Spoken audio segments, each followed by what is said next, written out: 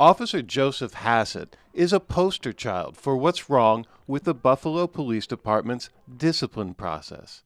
His bosses have tried to fire him. The district attorney won't allow him to testify. He's been investigated by Police Internal Affairs for allegations of misconduct no fewer than 22 times. But he's still on the job, a good paying job at that, with a base salary of nearly $70,000. Add in overtime, and he's pulled down as much as $119,000 in a year. If the police department adhered to the city charter, Hassett would be long gone. The charter grants the police commissioner the power to fire cops for misconduct. But the city bargained that power away years ago to the police union. Instead, the task of disciplining cops for misconduct is subject to an involved grievance process. And if the two sides can't agree on an outcome, an outside arbitrator decides for them.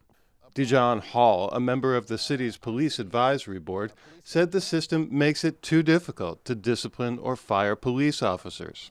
Just not clear to me that the City of Buffalo's elected officials have final control over our police department.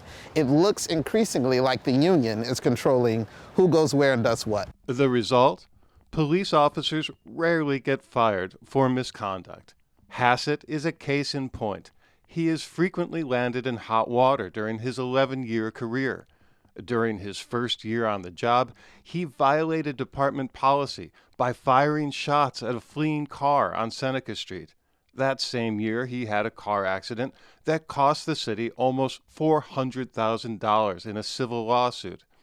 The department fielded complaints about Hassett's conduct year after year, often for excessive use of force. He's been hit with 2 reprimands and 2 suspensions.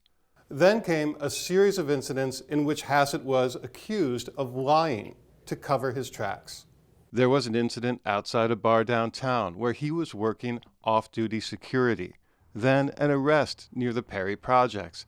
Then his tripping and injuring a handcuffed man in central booking.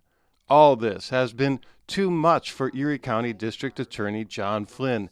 He informed the police department in April of last year that he would no longer accept testimony from Hassett. Hassett's word was no good, the DA said. That prompted the department to put Hassett on desk duty. The police union filed a grievance, and the city's lawyers argued for Hassett's dismissal.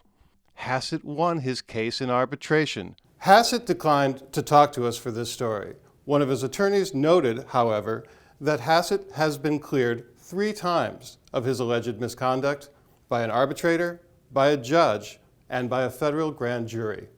So, Hassett keeps beating the rap.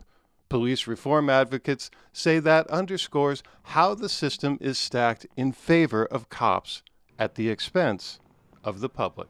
When we allow for folks with that sort of history of violent and dishonest behavior back on the streets, we are putting the people at risk. For Channel 2 News, this is Geoff Kelly with Investigative Post.